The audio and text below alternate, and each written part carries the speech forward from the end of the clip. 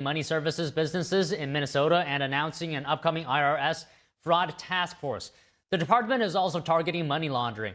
To discuss Minnesota fraud, the ICE shooting in Portland, and the protests in Iran, joining us is Gerard Filitti, senior counsel at the Lawfare Project, political strategist and Middle East affairs analyst. Gerard, good afternoon. I just want to start off by asking this. What do you think is at the root of this problem, that there's this level of fraud in Minnesota? Well, I think the level of this fraud is unprecedented, and one of the reasons why it's this large is it simply has not been examined.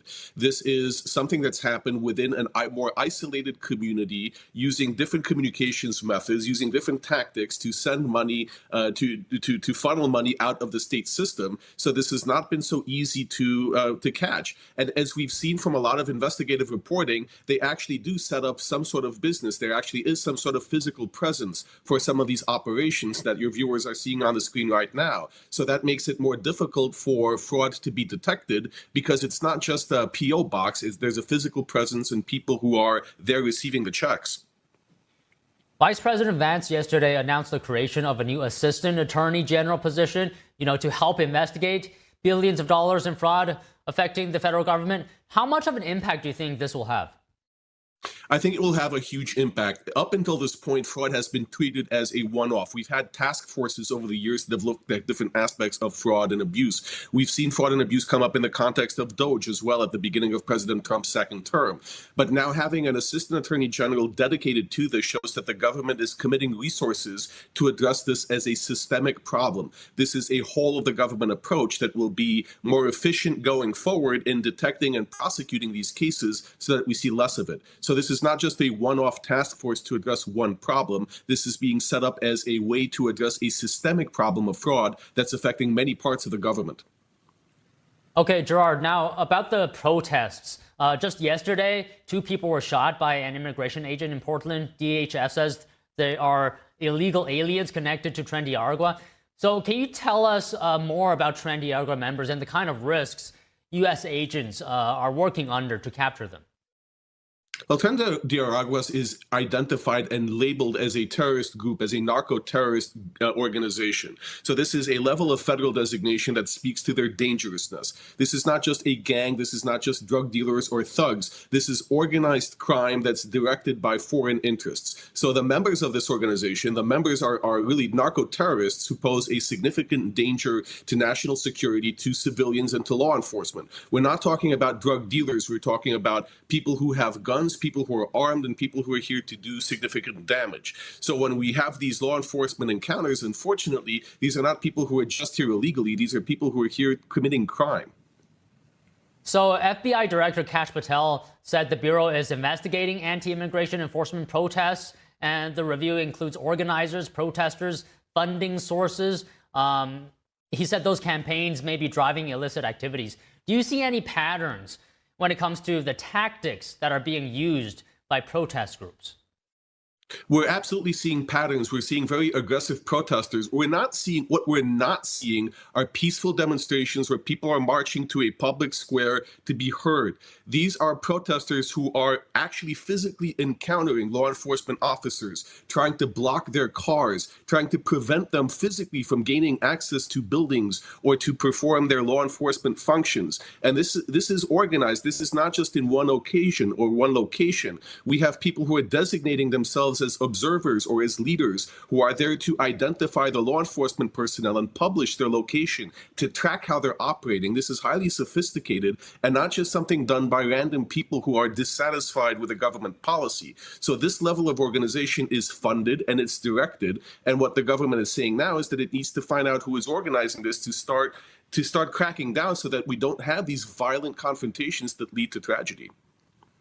Okay, you said these protests largely are not peaceful. So when do protests become an impediment to law enforcement operations and endanger public safety?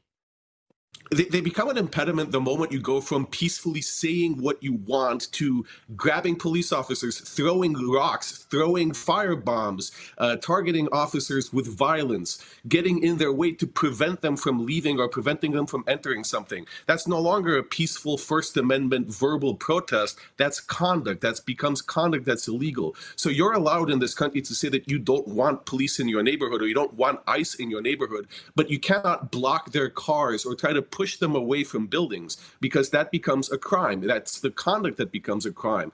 And unfortunately, what we're seeing and what we're seeing more often is that we're not just seeing peaceful protesters like you see on your screen, people holding signs, but we're seeing people engaged in physically confronting law enforcement.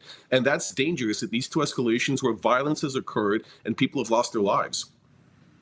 Now, Gerard, about the protests in Iran, what is the significance of these protests? Is what's happening now different? These are perhaps the most significant protests we have seen in Iran in the last 46 years of the Ayatollah's regime that have the potential for actually bringing down the current government.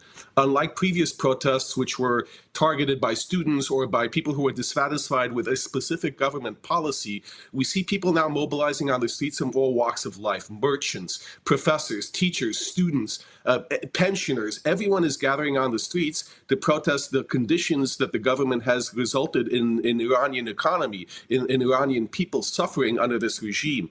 And what we're seeing now is not a demand for a structural change. We're seeing a demand targeting that the entire government go. So this is the most significant set of protests that we've seen in the last 46 years.